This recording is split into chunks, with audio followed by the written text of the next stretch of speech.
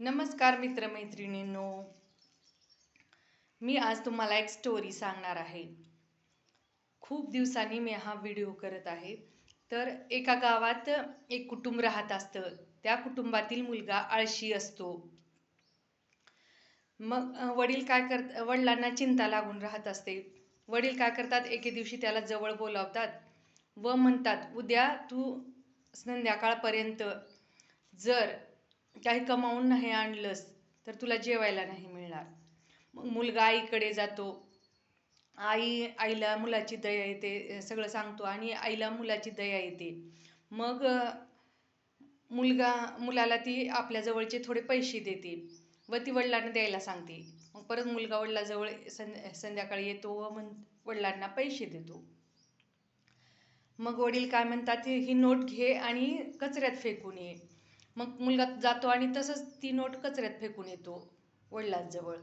मग वडील ओळखतात. मग परत त्यांना लक्षात येतं की आईनं मदत केली असेल. मग ते आईला दुसऱ्या गावी पाठवतात. मग परत दुसऱ्या दिवशी मुलांना ते जवळ बोलावून घेतात व म्हणतात, आज संध्याकाळपर्यंत तू जर काही कमावून नाही आणलंस तर तुला जेवायला नाही मिळणार. मग मुलाला माहीत असतं की आई गावाला गेलेली असते. मग आता काय करायचं? मग परत तो आपल्या बहिणीकडे जातो व बहिणीलाही सगळं सांगतो.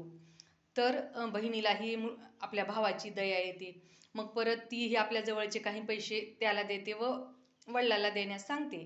तो येतो व वडिलांना देतो व वडील मग काय करतात, म्हणतात, ही नोट घे आणि कचऱ्यात फेकून ये. मग मुलगा जातो आणि कचऱ्यात फेकतो. मग वडिलांच्या लक्षात येतं. मग ते मुलीलाही मैत्रिणीच्या घरी पाठवतात. मग म्हणतात, आज संध्याकाळपर्यंत तू काहीतरी कमावून आण, नाही तर तुला जेवायला मिळणार नाही. मग मुलाला लक्षात येतं, आई नाही, बहीण नाही. मग आता काय करायचं? मग समोरच एक टेम्पोवाला पोते उचलण्यासाठी ओरडत असतो, कोणी आहे का? मग मी त्याला पैसे देईन. तर मग मुलगा त्या टेम्पोवाल्याजवळ जातो आणि मी हे काम करेन म्हणतो. मग तो तेच काम करतो.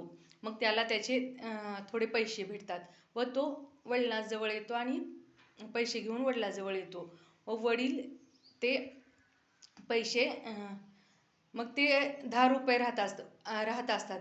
मग वडील म्हणतात, ही नोट घे आणि कचऱ्यात फेकून ये. तर मुलगा ती नोट घेतो.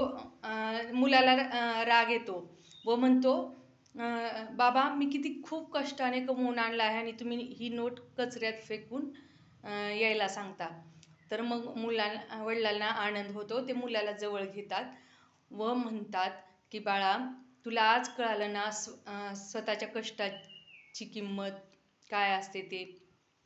तर स्वतःच्या कष्टाने कमवलेल्या पैशाची किंमत खूप मोठी असते.